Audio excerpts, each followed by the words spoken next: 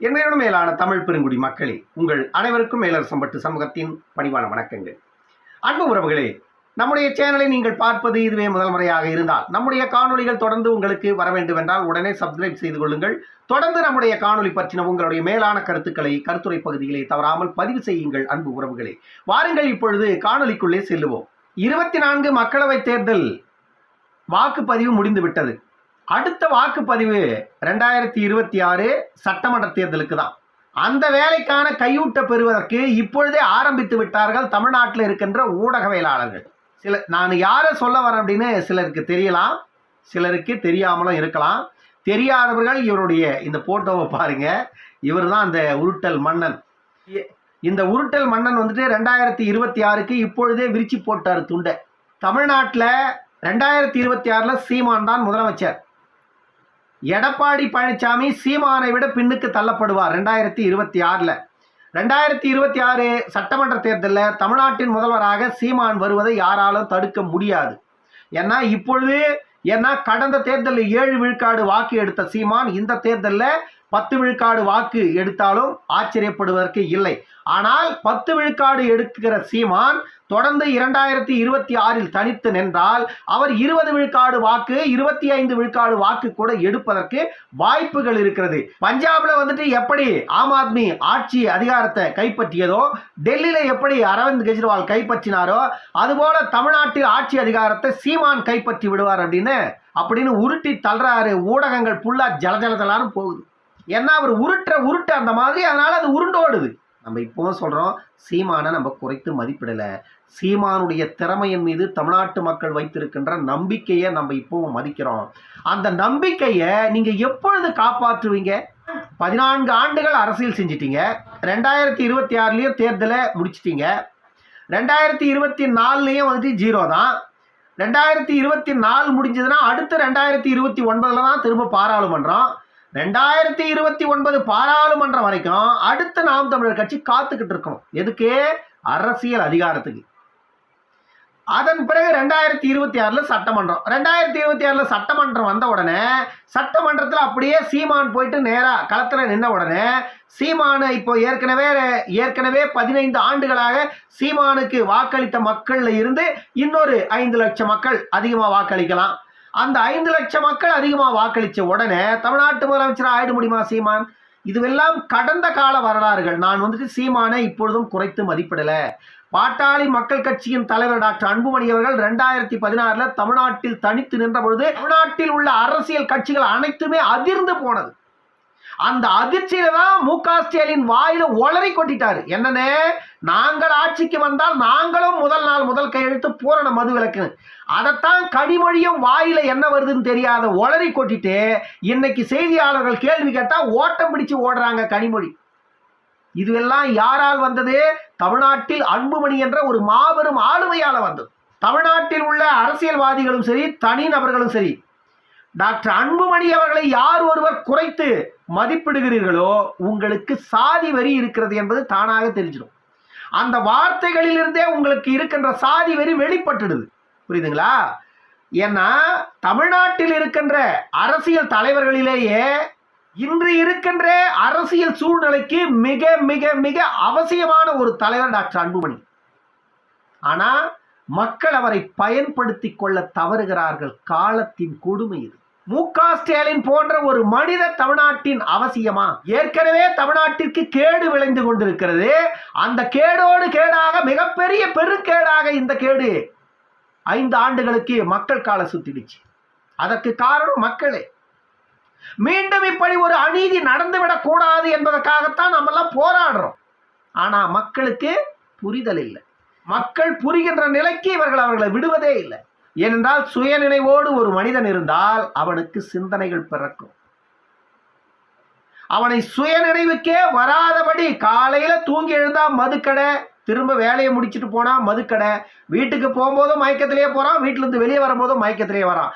இப்படிப்பட்ட மனிதர்கள் இருக்கின்ற இந்த மாநிலத்தை எப்படி நீங்கள் மாற்றுவீர்கள்? 2016 டாக்டர் அன்புமணி எடுத்த அந்த மிகப்பெரிய போராட்டம் வந்துட்டு தோல்வியில் முடிந்ததற்கு காரணம் யாரு? ஆட்சியாளர்கள் மட்டுமே காரணம் இல்லை. மக்கள் தான் மிகப்பெரிய குற்றவாளிகள். நான் சீமானை இப்பொழுதும் குறைத்து மதிப்பிடல. ஆனால் சீமானுடைய இந்த முயற்சி வெற்றி பெறுவது எப்பொழுது என்ற கேள்வியை முன்வைக்கிறேன். அது வரைக்கும் தமிழ்நாட்டில் புழு பூச்சிகள் தான் வாழணும் இல்லை.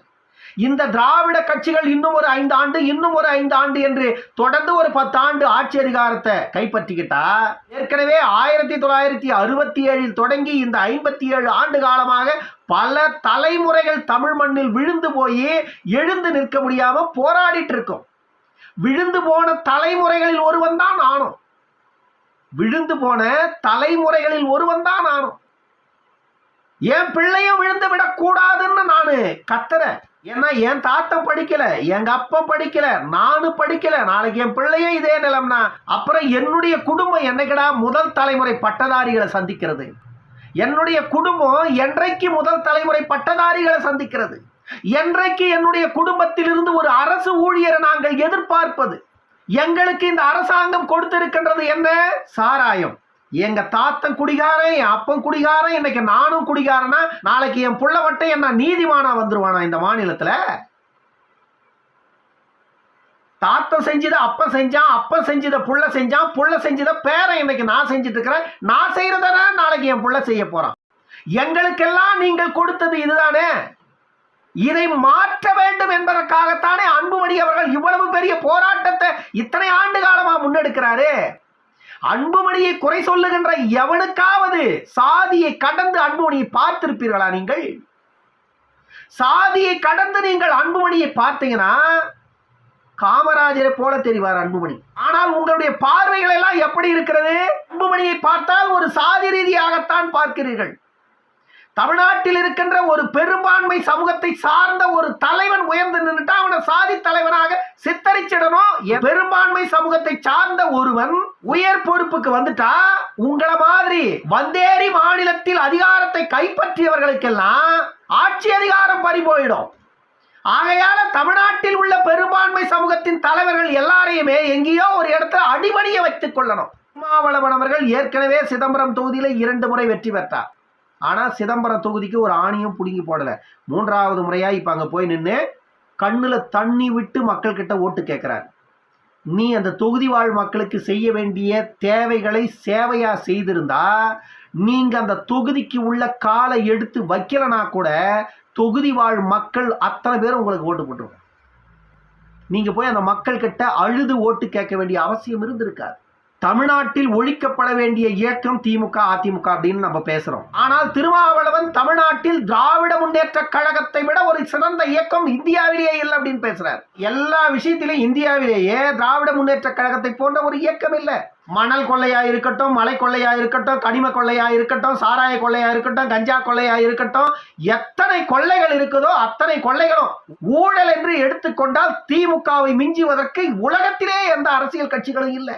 அப்படிப்பட்ட அரசியல் கட்சியை திருமாவளவன் புகழ்வதில் தவறேதும் இல்லை. ஆனா அந்த இயக்கத்திற்கு தமிழ்நாட்டில் மக்கள் ஓட்டு போடுவதில் தவறு இருக்கிறது. ஒரு இயக்கம், ஒரு மக்களுக்கான இயக்கம் இருக்கிறது என்றால் எல்லா நேரங்களிலும் எல்லா விஷயங்களிலும் களை எடுக்கலனா கூட தன்னுடைய இயக்கத்தை சார்ந்தவர்கள் மக்களுக்கு எதிராக செயல்படுகிறார்கள் என்றால் கண்டிப்பாக அதை களை எடுக்கணும் அந்த இயக்கத்தின் தலைமை. ஆனா அதை செய்த திமுக திருடனா இருந்தா சேர்த்துக்கோ, கொலகாரனா இருந்தா சேர்த்துக்கோ, கொலகாரனா இருந்தா சேர்த்துக்கோ, அயோக்கிய பையன் முடிசவிக்கு மொல்ல மாதிரி அத்தனை பேரும் கட்சியில இருக்கணும். எல்லாரும் சேர்ந்து இருந்தா தாண்டா கட்சி. இது நல்லவனை மட்டுமே வச்சிருந்தோம்னா நாளைக்கு நமக்கு ஒரு கெட்டது நடக்குதுன்னா நல்லவன் போய் அதை செய்ய மாட்டான். கெட்டவன் ஒருத்தன் இருந்தாதான் முன்னாடி போய் போடுவான். அதுக்கு வேணும். அதனால நல்லவன் கெட்டவன் முடிசவிக்கு முள்ள மாதிரி அயோக்கிய பையன் எல்லாரையும் வைடா கட்சியில் அப்படின்னு சொல்லி தமிழ்நாட்டினுடைய ஆளும் கட்சியாக இருக்கின்ற திமுகவின் தலைமை இப்படிப்பட்டவர்களை கட்சியில தொடர்ந்து தக்க வைத்துக் கொண்டிருக்கிறது. அதனாலதான் தமிழ்நாட்டில் திமுக ஆட்சி அதிகாரத்துக்கு வந்த உடனே அவருடைய கால்கள் வந்துட்டு நம்ம தலைக்கு மேல போயிடுது. ஆட்சி அதிகாரத்தில் இருக்கின்ற வரையில் திராவிட கட்சியை சார்ந்தவர்களை அசைக்க முடியாது. இதுக்குத்தான் நான் சொல்றேன், சீமானுடைய அரசியல் எத்தனை நாட்களுக்கு இப்படி இருந்தால் என்ன செய்ய முடியும்? இன்னும் 15 ஆண்டுகளுக்கு நீங்கள் கத்தலாம், கதறலாம். இது 1987 எம்ஜிஆர் அதிகாரத்துக்கு வந்தாரு, அந்த நாள் அரசியல் இல்லை. 2024 அரசியல். தமிழ்நாட்டில் எத்தனை அரசியல் கட்சி இருக்கிறது தெரியுமில்ல உங்களுக்கு? திமுக, அதிமுக பிரதான கட்சிகள், ஆளும் கட்சி, எதிர்க்கட்சி. அதற்கு அடுத்த நிலையில் இருக்கின்ற கட்சி நாம் தமிழர் கட்சி, பாமக. அதற்கு அடுத்த நிலையில் இருக்கின்ற கட்சி பிஜேபி, காங்கிரஸ். அதற்கு அடுத்த நிலையில் இருக்கின்ற கட்சி விசிக, மதிமுக, கம்யூனிஸ்ட். இப்படி இன்னும் எத்தனையோ கட்சிகள். 1லிருந்து 35 விழுக்காடு வாக்குகளை கொண்டிருக்கின்ற கட்சிகள் மட்டுமே தமிழ்நாட்டில் குறைந்தது 10 கட்சிகள் இருக்கிறது. எம்ஜிஆர் அரசியலுக்கு வந்த பொழுது தமிழ்நாட்டில் எத்தனை கட்சிகள் இருந்தது? தமிழ்நாட்டில் ஆளும் கட்சி திமுக, எதிர்க்கட்சி காங்கிரஸ். இன்றைக்கு அதுவா நிலை தமிழ்நாட்டில்? அரசியல் தமிழ்நாட்டின் அரசியல் களத்திற்கு தேவையாக இருக்கலாம், ஆனால் அது காலத்தில் அதிகாரத்திற்கு வந்தால் அது தேவைப்படும். காலம் கடந்தால் அதிகாரத்திற்கே வர முடியாது. ஏன்னா இருப்பவர்களே சுதாரித்துக் கொள்ளுவார்கள். அதுதான் இப்பொழுது நடந்து கொண்டிருக்கிறது. 2026 சீமான் தான் முதலமைச்சர் என்று சீமானும், 2026 நான் தான் முதலமைச்சர் என்று அன்புமணியும், 2026 நான் தான் முதலமைச்சர் என்று அண்ணாமலையும், 26க்கான முதலமைச்சர் ரேஸ்ல இருக்கின்ற 3 முக்கிய முதலமைச்சர்கள் அன்புமணி, சீமான், அண்ணாமலை. இந்த 3 பேரும் வந்துட்டு 2026 முதலமைச்சர் வேட்பாளர்கள் பட்டியல்ல முதல் 3 இடங்களில் இருக்கிறார்கள். 2026 முதலமைச்சர் பட்டியல்ல மு.க. ஸ்டாலின் இருக்க மாட்டார், எடப்பாடி இருக்க மாட்டார். ஏன்னா இவர்கள் இருந்தாலும் 4வது 5வது இடம் தான் இவங்களுக்கு கிடைக்கும். ஏன்னா அப்படி ஒரு அரசியல் களம் கண்டிப்பாக மாறுவதற்கான வாய்ப்புகள் இருக்கிறது. என்ன நடக்கும் என்பதை பொறுத்திருந்து பார்ப்போம். இன்னொரு காணொளியில் சந்திக்கும் வரை உங்களிடமிருந்து விடைபெற்றுக் கொள்வது மேலரசன் பட்டு சண்முகம். நன்றி, வணக்கம் அன்பு உறவுகளே.